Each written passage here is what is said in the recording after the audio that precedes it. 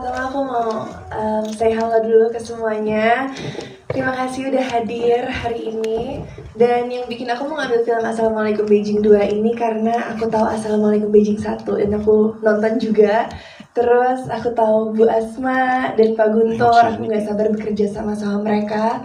Sebelumnya juga aku pernah series bareng Imperial Pictures dan aku percaya banget sama mereka. Makasih banyak Pak Peter untuk kesempatannya. Yang kedua aku suka banget sama ceritanya. Itu sih. Oke, ih keren banget. Dan untuk apa sih yang berkesan dan ada nggak sih ceritanya dalam film ini?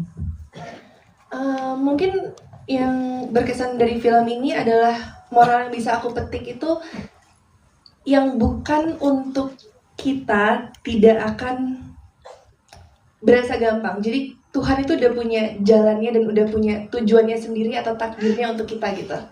Jadi kita nggak boleh memaksakan apapun itu. Nice, oke. Nah kalau yang berkesan dari karakter dari Kak Yasmin sendiri itu apa? Yang berkesan karakter aku ngerasa Aisyah nih orangnya bangor banget ya. Kayak gemesin sih kayaknya ya. Ngeselin banget gitu. Waktu awal-awal aku baca skenario ini aku ngerasa kayak gimana ya cara bikin penonton tuh empati kepada Aisyah karena dia nggak pernah dengerin orang-orang di sekitarnya sama sekali. Tapi sampai akhirnya aku sadar bahwa Aisyah tuh udah gak punya siapa-siapa dan dia cuma bisa bersandar kepada Arif, which is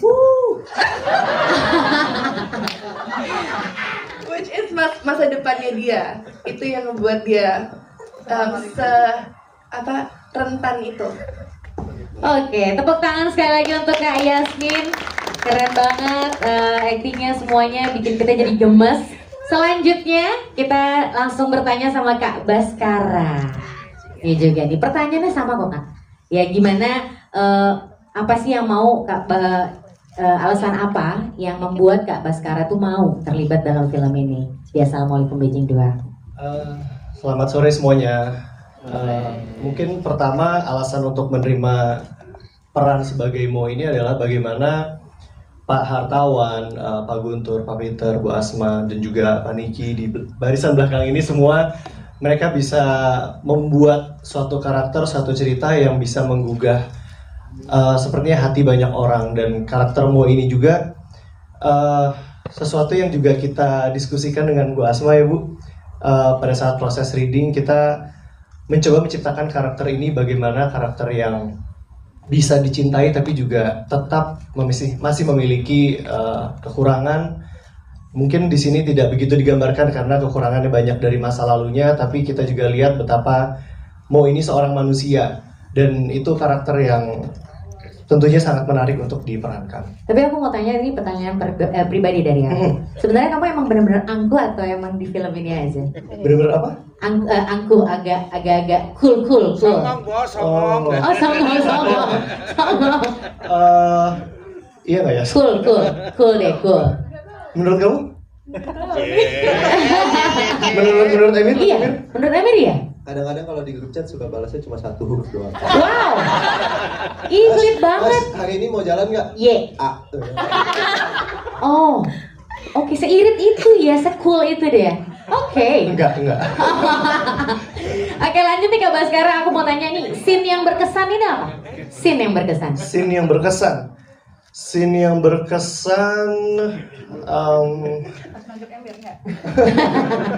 itu yang paling ditunggu-tunggu sih. Udah minta kena tapi katanya nggak boleh kata Emir. Kesian deh.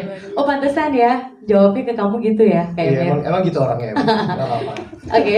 Kayaknya yang paling berkesan itu scene dimana hampir semua scene-sceneku pada saat berbahasa Mandarin itu berangkat dari Jakarta menuju ke Ningxia. Deg-degannya minta ampun karena di sana akan ketemu dengan pemeran-pemeran yang berbahasa Mandarin asli. Sementara kalau aku berbahasa Mandarin dengan Gaby atau dengan Papa di sini kan kita bisa latihan bareng ya. Kalau yang ini kita nggak bisa latihan bareng, kita latihannya di sana. Itu deg-degan banget dan semoga berhasil. Oh gitu ceritanya. Tapi butuh berapa lama atau emang udah basic bisa bahasa Mandarin? Karena project ini aku belajar bahasa Mandarin. Wow, luar biasa. Tepuk tangan untuk Mas Baskara. Satu lagi pertanyaan. Hal yang berkesan dari karakter Mas Baskara. Aku senang sekali dengan melihat karakter Mo yang bisa menghargai dan juga mempercayai sama proses dan perjalanan tanpa melihat tujuannya. Oke, nice. Itu aja. Ada lagi? Cukup itu. Oke, tepuk tangan untuk Mas Baskara atau Kak Baskara ya. Oke, thank you. Selanjutnya aku mau tanya sama Kak Ria Ricis. Wow. Udah pura-pura Kak gak Icis. lihat loh padahal. Kelihatan tapi sama aku. Iya. Pertanyaannya sebenarnya sama Kak Icis. Boleh. Kenapa sih Kak Icis mau terlibat di dalam film ini dan dengan acting yang sangat keren juga gitu ya, dan bisa berbahasa Mandarin. Wah, terima kasih banyak pujiannya. Yang pertama karena tidak lain tidak bukan ini adalah filmnya Pak Guntur. Saya bangga sekali karena film-film beliau semuanya meledak, dor. Meledak dor, ada suaranya dor. Meledak dor, ada efeknya ya. Terus karena Assalamualaikum Beijing yang pertama tadi Yasmin juga udah bilang bagus banget. Walaupun memang tidak ada keterkaitannya dan filmnya emang beda banget satu sama dua. Karyanya Ibu Asma selalu booming, boom. Ada efek sampingnya terus. Terus yang ketiga ya biar saya nggak nganggur. Begitu. Jadi memang seneng banget sih apalagi sama Yasmin lagi. Aku selalu suka kalau syuting sama Yasmin tuh karena anteng, tenang, damai. Karena kan dia kalau di lokasi itu suaranya adem, Ada. datar. Kalau sama Abang baru nada tinggi. Ya memang berisik kan. Ya, semua tenang di sini kan memang risik nih. Jadi aku suka kalau sama Yasmin tuh setiap di calling tuh syutingnya sama Yasmin. Oh alhamdulillah tenang. Enggak sama Lolo. Astagfirullahaladzim. Itu sih jadi memang karena nggak banyak pertimbangan sih udah pasti kalau ditawar sama Pak Guntur oke, langsung digas gitu. Oke, selanjutnya nih Kak Icis masih Boleh. ada 2 pertanyaan lagi. Boleh. Scene yang berkesan dan ceritain tuh seperti apa, kenapa jadi berkesan? Yang dimakan ular. Yang ada akunya apa yang nggak ada akunya sinnya? Ya terserah, Oh. boleh, silakan. Menurut aku yang paling berkesan tadi aku dapat bocoran dari Baskara. Waktu Yasmin marah-marah di mana tuh ya? Ya di atas itu yang dia mau sholat yang pakai mukena. Nah jadi kan agak tantrum nih Iya, si Aisyah nih. Terus tiba-tiba aku dibisikin nih sama Mo, tahu nggak itu dia lagi kedinginan. Makanya dia keluar semua tenaganya biar panas. Katanya gitu kata Bas. Oh gitu ya ternyata memang itu yang kayaknya paling berkesan deh menurut aku ya. Oh, bagus aku soalnya. juga suka di sini tuh. Iya. Kayaknya natural gitu, terus emang berkesan tapi lucu imut gitu Saya ya. lucu banget. Tepuk tangan untuk Yasmin. Keren. Oke, pertanyaan terakhir ini untuk Kak Icis. Boleh. Karakter dari Kak Icis itu apa sih? Ada hal yang berkesan nggak dari karakter Kak Icis? Karakter yang Kenapa ngeliat Twitter? karakter yang berkesan kalau di sini teman-teman mungkin lihatnya tadi di dalam film itu Evi sebagai sosok yang dewasa, ngemong, mau dibilang lemah lembut tapi nggak lembut juga. Lebih apa ya? Lebih kayak kakak gitu ya. Lebih kayak kakak dan sementara mungkin di judul-judul sebelumnya aku nggak pernah ngelakuin itu. Jadi yang paling berkesan adalah karakter yang dibangun oleh Pak Guntur untuk aku sebagai Evi di sini di film ini. Oke, itu aja Kak Icis. Oke.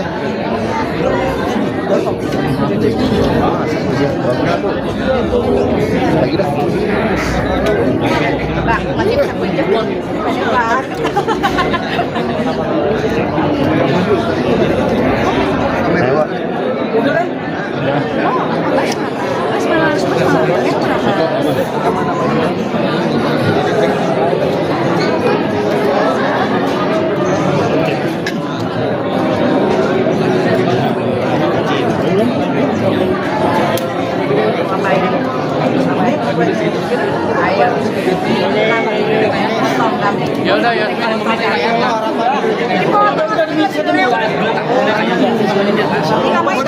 Gimana lihat filmnya tadi?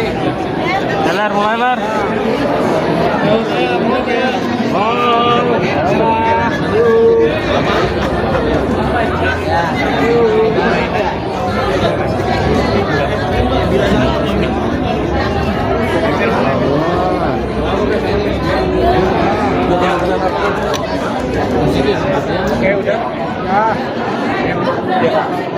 bisa diceritain nggak sih proses syutingnya seperti apa? Tinggal tanya. Kencang ya. Kita syuting selama sebulan dan saat itu kita dingin banget cuacanya, seru dan weather dingin banget sih. Nanti kalian bisa lihat sendiri di filmnya, cuacanya bagus, landscape semua udah indah banget, very memorable, very everything. Yes.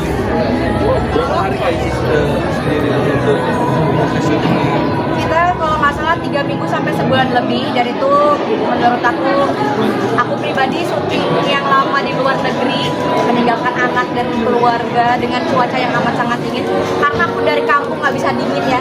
Jadi ntar kalau teman-teman nonton di beberapa scene ada yang agak sedikit kedinginan.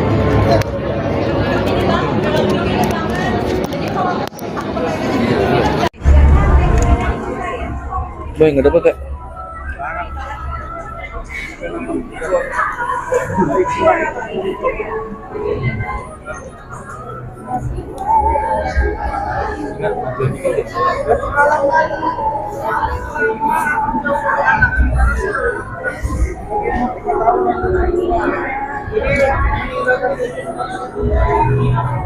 Bi, Abi. Mik nih tolong pegangin.